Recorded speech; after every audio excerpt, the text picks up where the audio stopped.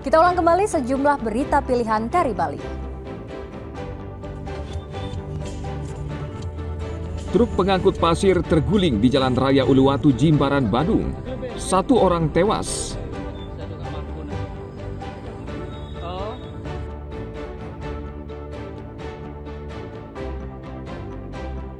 Kapal motor penyeberangan KMP Cemerlang 55 kandas di perairan Selat Bali.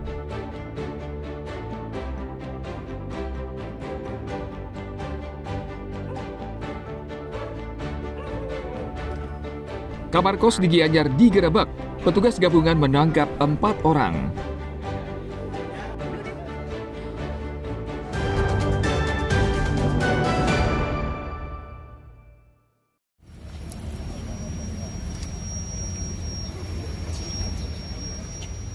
Penyidik Kejaksaan Negeri Klungkung memusnahkan sejumlah barang bukti yang telah berkekuatan hukum tetap atau ingkrah. Barang bukti yang dimusnahkan berasal dari 22 perkara, di mana kasus narkoba masih mendominasi, yakni sabu-sabu seberat 83 gram, ganja seberat hampir 60 gram, dan belasan barang bukti lain seperti telepon genggam dan 7 bong atau alat penghisap. Selain narkotika, Kejaksaan juga menuntaskan kasus pencabulan dan penganiayaan dengan memusnahkan kasur lipat, 2 boneka, serta belasan pakaian dalam kasus penganiayaan. Kejaksaan juga memusnahkan gergaji mesin dalam kasus pertambangan mineral dan batu bara. Bagian akhir dari pelaksanaan tugas penuntut umum untuk melakukan eksekusi terhadap putusan pengadilan yang berbunyi barang bukti dirampas untuk dimusnahkan. Adapun barang bukti yang kita musnahkan hari ini ada dari tindak pidana narkotika, pencurian, pencabulan, dan tindak pidana lainnya yang ada barang bukti yang harus dirampas dalam putusan itu. Kegiatan ini tujuan untuk mengakhiri tugas jaksa selaku penuntut umum dalam hal penanganan perkara tindak pidana. Itu mungkin dapat kasus apa yang mendominasi? Narkotika. Narkotika ya. Tren narkotika naik sekarang di Klungkung, terutama di wilayah Nusa Penida. Kejaksaan Negeri Klungkung dan aparat kepolisian memberikan perhatian serius terhadap kasus narkotika karena jumlahnya dominan dari kasus kriminal lainnya. Bali seperti diketahui sudah menjadi bagian dari jaringan peredaran narkotika internasional. Tim Liputan melaporkan dari Klungkung.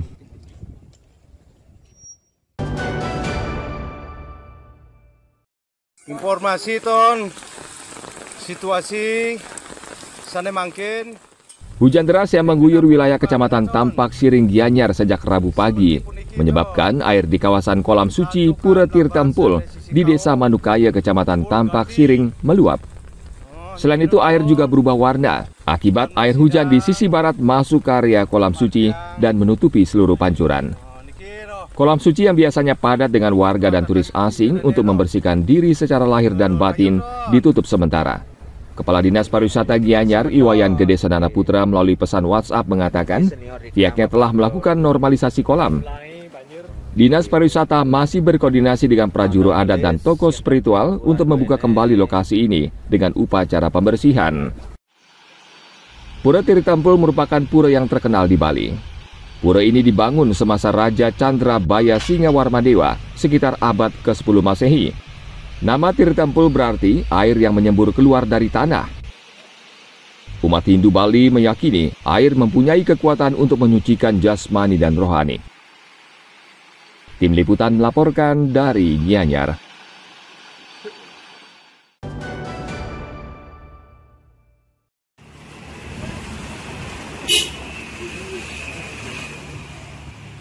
Menjelang Hari Raya Galungan, pedagang mulai ramai menjual aneka atribut untuk penjor di Gianyar. Mereka menjaring pembeli yang bersiap pulang kampung untuk merayakan Galungan bersama keluarga. Penjor ini bagian yang tidak terpisahkan dalam setiap perayaan Galungan dan Kuningan.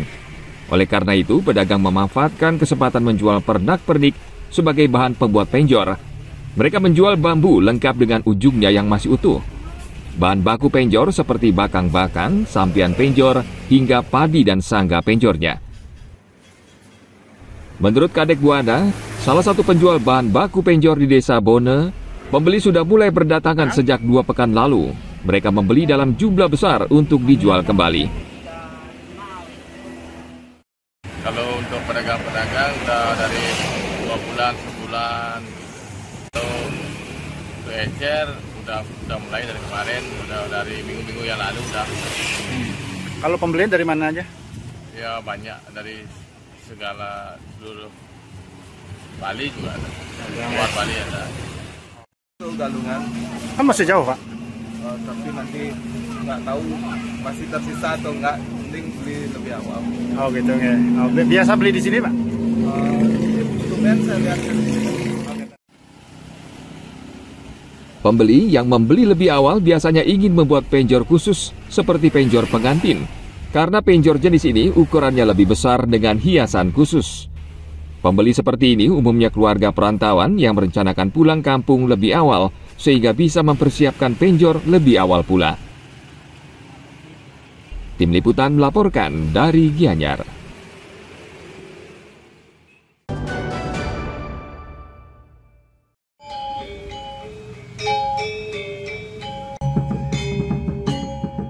Pameran menjadi sarana efektif, tidak hanya untuk melestarikan karya seni dan budaya, namun juga rempah-rempah karena merupakan warisan budaya.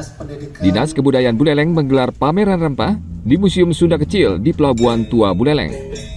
Pameran berlangsung 7 hari dari tanggal 10 hingga 16 November 2025. Di pameran ini, pengunjung bisa menemukan beragam rempah tradisional seperti penglanang, obat manjur untuk meningkatkan vitalitas pria, hingga mujarab untuk menyembuhkan sakit pada bagian kaki. Yang menarik, pengunjung bisa menyaksikan karya seni terbuat dari bahan rempah yang diubah menjadi cat alami. Pameran ini merujuk dari lontar yang tersimpan di Gedung Kirtia Singaraja. Kita bisa menggali lagi, menginformasikan lagi, memamerkan lagi rempah-rempah yang juga terkait dengan penggunaannya. Ada yang dari untuk kesehatan, ada untuk makanan juga, ada untuk upacara juga, ada untuk seni. Agar masyarakat lebih leluasa berkunjung, panitia membuka pameran dalam 2 sesi.